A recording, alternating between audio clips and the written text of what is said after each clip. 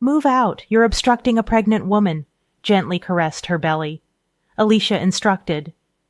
I pondered Alicia's comment, wondering if pregnant women truly displayed a kinder expression.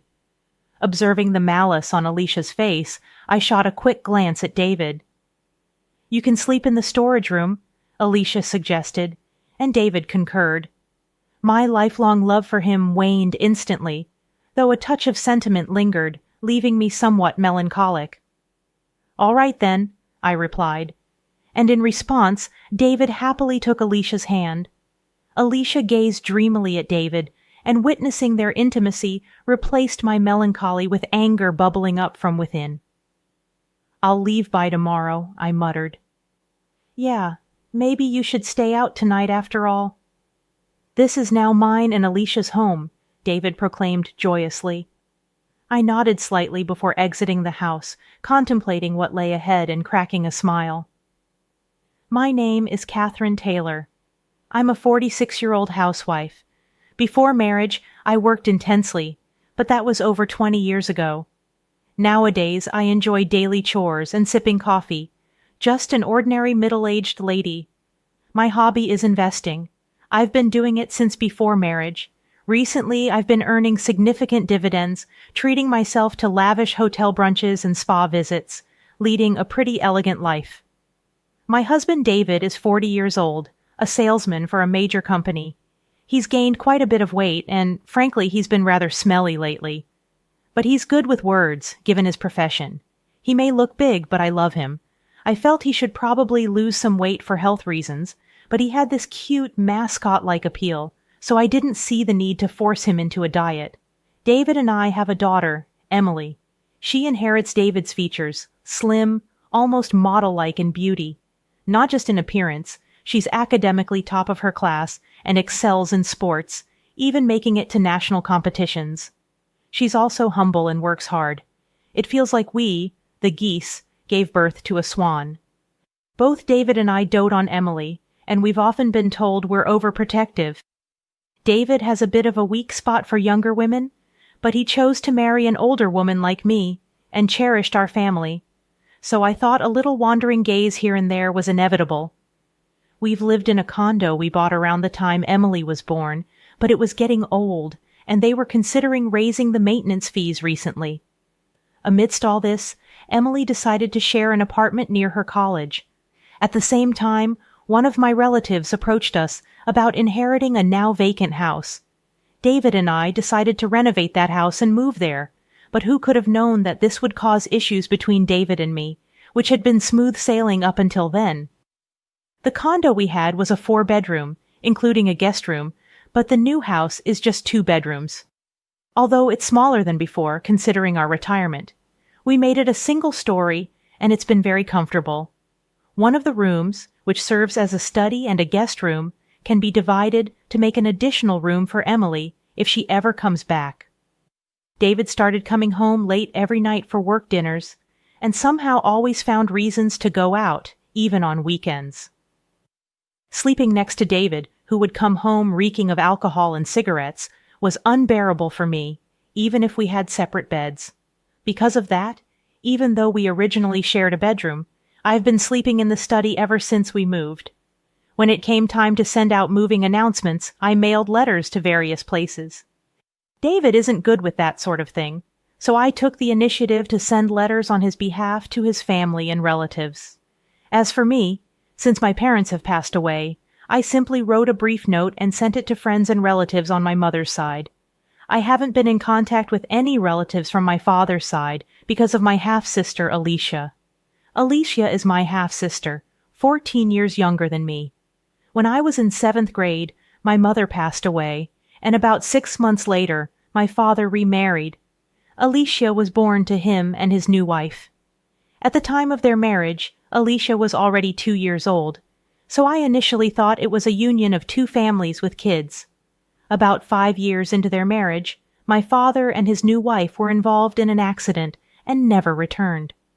At their funeral, relatives from my dad's side told me that he and his new wife had been childhood friends, and everyone had always thought they would end up together. However, my mom had set them up through her boss, and my dad felt he couldn't refuse, leaving his childhood friend out in the cold. To think that behind their smiles, my dad had a child, with his second wife, was a huge shock to me. Every time we had a family gathering, Alicia's favorite foods were served, she had brand-named clothes, and she got the biggest room all to herself. And if she said she wanted to go somewhere, they'd take her immediately. Meanwhile, I was burdened with all the chores, from preparing meals to doing laundry. I had to work part-time jobs, and all the money I earned was taken away. I also had a small storage room under the stairs, and I had to beg for even basic necessities. By the time Alicia was in elementary school, she had heard about my mom from the relatives and started looking down on me.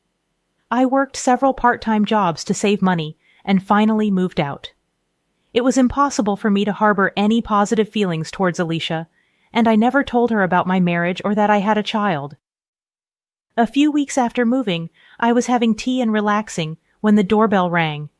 When I answered, a man's voice mumbled, "Delivery!" and on the screen was a person looking down. I thought maybe David had ordered something and opened the door, only to be left speechless. "Oh, Alicia, why are you here?" "Hi, sis. Long time no see. Just thought I'd drop by," Alicia said, while wearing the hat I saw on the intercom. She wasn't a delivery person, but my half-sister. Without waiting for a response, she walked past me, entered the living room, and sat down on the couch. I followed her in a hurry, stood in front of her, and looked down. "I figured you wouldn't open the door if you knew it was me, so I used the recorded voice." "That's just low, Dee. You're scary." I raised my voice at Alicia, and she feigned fear in an exaggerated way. However, it was clear she was just putting on a show, and the proof was that Alicia had a smirk on her face. "I came for a visit," Alicia said, speaking nonsense, getting a cold response from me.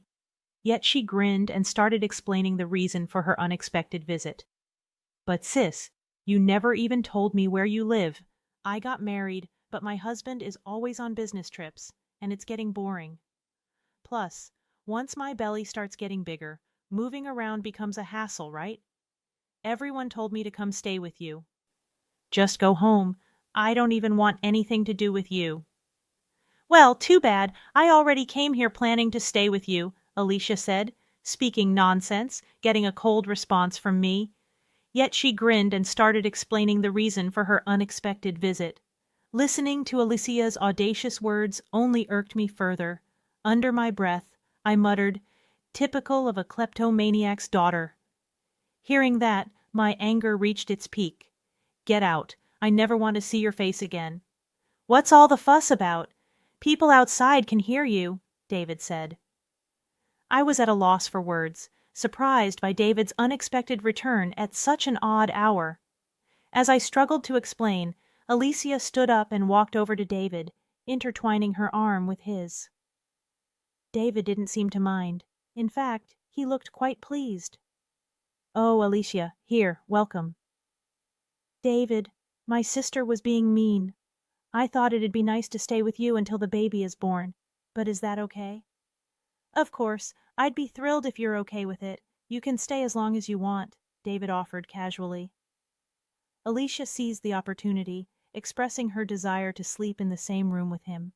Their mushy conversation gave me a headache, and as they went to the bedroom arm in arm, I couldn't shake a bad feeling. Peeking into the room after several minutes, I discovered them embracing each other, living out what felt like a dream for Alicia. "The baby is thrilled, too, living with Daddy," Alicia exclaimed, dropping the bombshell that David was the father. As they kissed, I watched through the crack in the door, tears streaming down my face. From that day on, they treated me like a housemaid. I complied, but silently began gathering evidence against them, contemplating divorce. One day, Alicia arrogantly demanded I leave the room, claiming she, a pregnant woman, needed space. The spiteful look on her face contradicted the gentleness usually associated with expectant mothers. Looking at David for support, he sided with Alicia, causing any lingering feelings I had for him to vanish. Still, a touch of sadness remained, as David happily took Alicia's hand, sealing my decision to leave. "I'll leave tomorrow," I declared, prompting an elated David to suggest I find somewhere else to stay that night. "This is now my and Alicia's home," he supplied, nodding, leaving them to enjoy their laughter while they could. Stepping outside, a grin formed on my face as I contemplated what lay ahead. That night, I checked into a hotel, making plans for the next phase.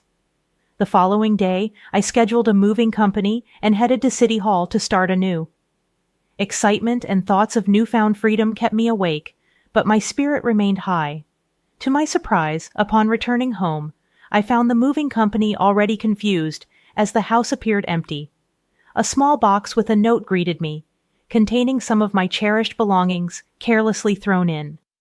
Adding insult to injury, David's wedding ring lay at the bottom of the box.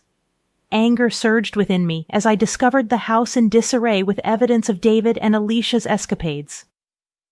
I led the movers to pack their belongings, then found the note on the dining table announcing David and Alicia's 6-day trip abroad and requesting the house to be cleaned. The note mentioned that the divorce would be finalized upon their return.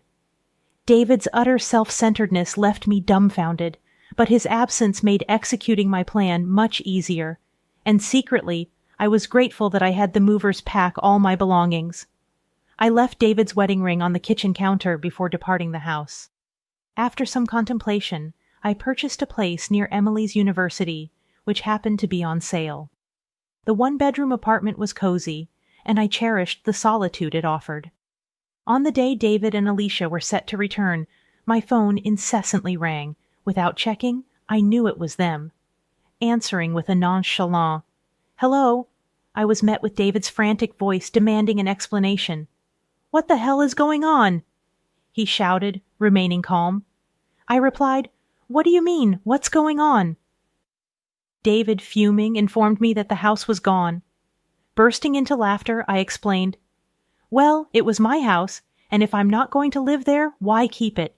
We were living there, weren't we? Don't worry, everything's safely stored in a storage unit. I'll text you the location and access code." David demanded I bring back the house, but I retorted that it was under my name, and the money used to build it was from my investments, not a dime from him. David seemed to recall his lack of involvement when the house was built, a fact he had conveniently forgotten, claiming the baby to be his niece or nephew. David pleaded for me to do something about the house, as Alicia was in a tough spot. I informed him that I had known about their relationship since Alicia barged into our house. I had been gathering evidence, including recordings from a high-end baby monitor Alicia had me buy during a fit. The monitor captured everything, even in the pitch dark. Upon revealing this, David was at a loss for words. "Choose carefully," I mentioned, that the mailbox might have something for him. David checked it, discovering a certified mail. I explained that it was about the payment, and there was one for Alicia, too. Unfazed, I insisted it was compensation for their betrayal, ignoring his plea to talk to his lawyer. I ended the call. A barrage of calls followed, which I ignored. My old phone, used for evidence, wouldn't be an issue if left alone. After an hour of incessant calling, David seemed to give up. The attorney reached out, sounding weary. The next morning, a relative from my father's side called on my new phone, likely having obtained the number from Alicia. Expecting scolding, I recorded the call. The relative demanded an apology to Alicia, who was pregnant, and insisted on a new house as compensation. Unyielding, I refused to apologize to the woman who had an affair with my husband. I asserted that Alicia should apologize and pay compensation. When accused of being a kleptomaniac child, I retaliated, stating that Alicia's actions were reflective of her father's betrayal. I instructed them to relay a message to Alicia to never get involved with me again, though I doubted she would have the chance. Hanging up on the babbling relatives, I felt the refreshing release of pent-up emotions. I contacted my lawyer, determined to bring Alicia and David to justice. The thirst for revenge lingered until I witnessed the dumbfounded expressions on their faces during our discussion at the lawyer's office. Alicia appeared utterly miffed, while David wore a grumpy expression, showing no remorse.